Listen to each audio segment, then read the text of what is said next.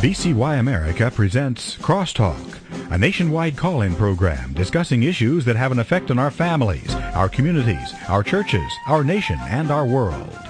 Crosstalk, an opportunity for you to voice your concerns for biblical principles. And now live by satellite and around the world on the internet at vcyamerica.org. Here is today's Crosstalk. Thank you, Mr. Morris, and welcome to Crosstalk. Vic Eliason here with, beautiful day here in our town, and I hope it's nice wherever you are. And as we think of the time zones and all that kind of stuff, of course, we do have listeners in England, and if Robert is out there, we'll even let him call once in a while there from England and share how things are looking through the eyes of the UK there. Okay, we are going to be talking about something very interesting. In fact, it's a book. The book is entitled The Lethal Engagement, Barack Hussein Obama, the United Nations, and Radical Islam. Now, the book is going to be out next week, and it can be pre-ordered at Amazon. But the author is Joseph Klein. The book deals with the full constitutional rights for foreign Islamic terrorist detainees, apologies to the Muslim world for America's, quote, misdeeds, unquote, and promises to make amends even if the security of the American people is placed in peril? Well, those are pretty heavy words here, and it's a privilege to welcome Mr. Joseph Klein, the author of this book. And Joseph, nice to have you with us. Well, it's my pleasure being with you. The book, first, you have written a bunch of other books here, The Global Deception, the UN Stealth Assault on America's Freedom, in addition to being an attorney with a Harvard Law School degree. You write for FrontPage Magazine and Canada Free Press, and a lot of places there. Your words are certainly getting around. And because I'm in New York, I cover the United Nations as a UN correspondent for both FrontPage Magazine and Canada Free Press. And that enabled me to get some access to high officials at the UN, the UN ambassador from the United States, Susan Rice, and a whole host of people whom I quote firsthand in Lethal Engagement. And I became increasingly scared for the first time, I think, in my life, for our country, because I don't recall under either party's administration a president who is engaging in a concerted policy of unconditional engagement with thugs of Iran, Syria, without any preconditions, and then hitting an all-time low for a U.S. president when he went to Cairo last year and essentially beat up on the United States of America. He apologized for all manner of alleged wrongdoing, talked about colonialism and oppression, all coming from the West, and then saying, in effect, that we have to do right and make amends for all this terrible stuff that supposedly we did. And he essentially then went on and said that he was going to fight as president against his own countrymen's, what he called stereotyping of Islam.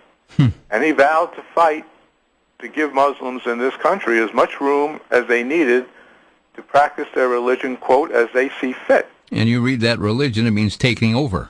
Well, religion in Islam has to be looked at in two parts. If he's talking solely about their prayers in their mosques, their fasts on Ramadan, that's fine. But Sharia, which is Islamic law, which hasn't changed really since the Middle Ages, and was based on both the Quran, which contains hundreds of verses urging violence and slaughter of unbelievers, as well as the words and actions of Muhammad. Sharia is an all-encompassing body of law that essentially fuses the mosque and state, if you will. And there is no boundary between religion and state. And essentially, Obama is effectively ceding the way for Sharia law to take hold in this country. And what I try to explain and describe in detail in Lethal Engagement is how that's coming about. Well, you know, Joe, it wasn't too many days ago that we were hearing about this woman that was going to be stoned to death. And I'm not talking about drug abuse here. They were talking about real stones killing a woman under the control of Sharia law. We talk about what's going on. Waleed Shoebat has been a guest on this show, and I'm sure you know who he is. A guy that was a terrorist, but he realized he was on the wrong side. And when he talks about the abuse of women, I mean, all of the things that are going on. The thing, recently you were there, I guess you were at Ground Zero for the memorial? I was at Ground Zero Saturday for the protest against the Ground Zero Mosque. Mm-hmm. And I must say I was at right near Ground Zero on 9/11/2001 because I was working down there.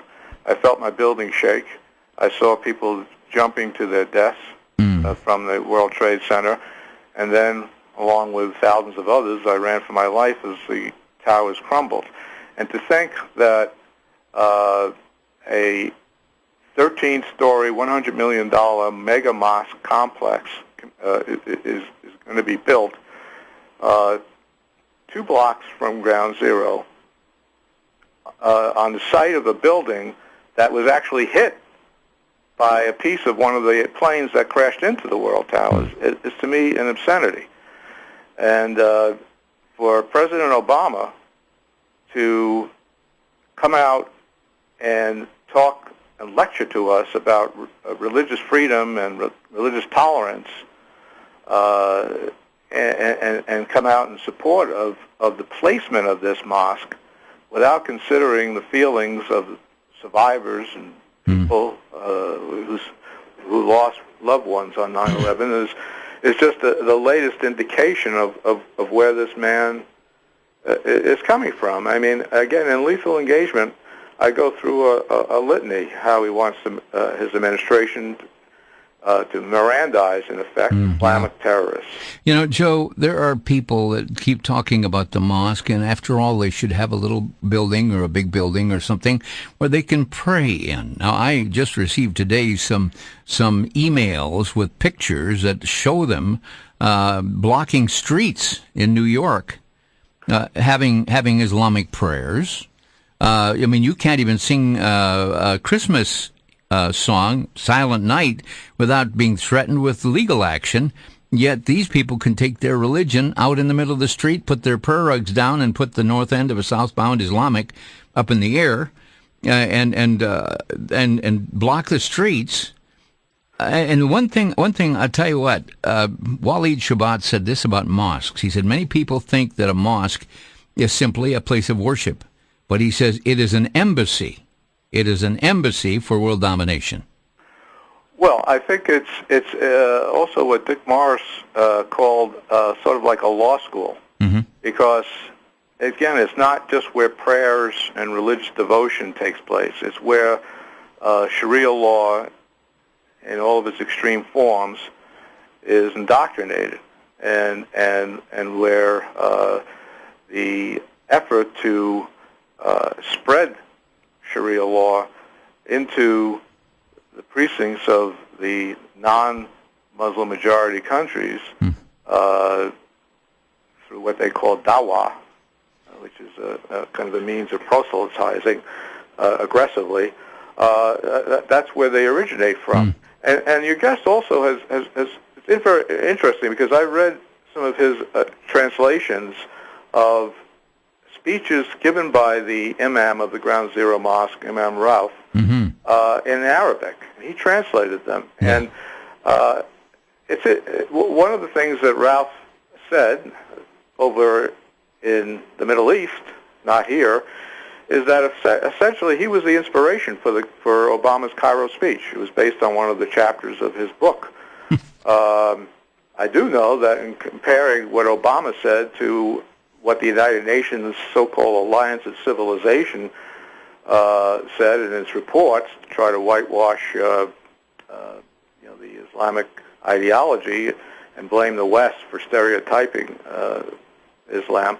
The words that Obama used and the UN used were very eerily similar. Yeah. But the other thing that was pointed out in this translation was that unlike the imam's description to American audiences of this Ground Zero complex as an interfaith community center, and that's all it is, and it's supposed to heal bridges and build bridges, and it's not just something for Islam.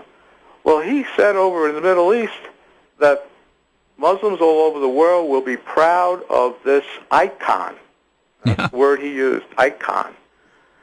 And what astonishes me is that President Obama, as the commander-in-chief, just last week, invoked his commander-in-chief powers in condemning Pastor Jones' plan to burn the Koran, which I, by the way, disagree with his doing, and he didn't do it, but I think that would have been a foolish and counterproductive act, but it was his First Amendment right if he had chose to do it. But Obama went full bore in condemning that and saying as commander-in-chief how dangerous this was, and sicked the FBI on him and had Secretary of Defense Gates call him. And he didn't say one word, either Friday at his press conference or Saturday in his speech on 9/11 at the Pentagon, about the imam's provocative words, where he said on CNN and other places that if he doesn't get his way and he's pressured into moving the mosque, even a few blocks further away from Ground Zero, there'll be violence against the American people here and abroad. Yeah, you know, his words were so skillfully wordsmithed, if you please, because he referred to himself as our country. They will do this. It was a veiled threat, but you could see holes right through the veil. Well, as I said, when he's over in the Middle East, the they and the us switch places. Joe, how is it that the president can actually call having this Ground Zero Mosque an unalienable right? Why? Well, I mean, this is his total misunderstanding of what that phrase means and how Sharia is totally contradictory to it. Again, he keeps trying to confuse the issue. Opponents of the Ground Zero Mosque oppose its location. No one is saying that Muslims do not have the right to pray, worship as they wish, as Christians do, Jews do, etc.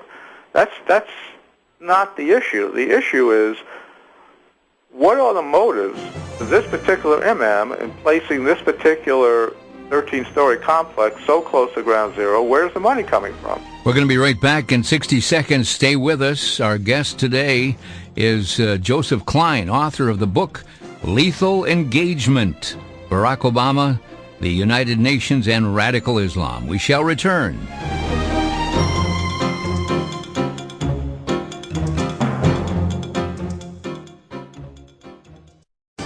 Back to Genesis with Dr. John Morris, geologist and president of the Institute for Creation Research. Dr. Morris, how fast are the continents eroding? Chris, the answer to this question might surprise you. We know the volume of the continents above sea level. When rain falls on the continents, it erodes them grain by grain, and we can measure how much solid material is in the water as it finally reaches the ocean. As it turns out, the continents are eroding at such a rapid rate, they'll all be gone in 14 million years. But according to evolution, the continents are hundreds of millions of years old. Yet they're eroding so fast that they're not going to last.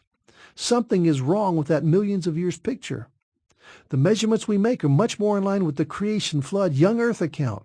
The continents don't fit the evolution idea, but they do fit the back to Genesis idea. For more on the relevance of creation, visit us on the web at www.icr.org. That's www.icr.org.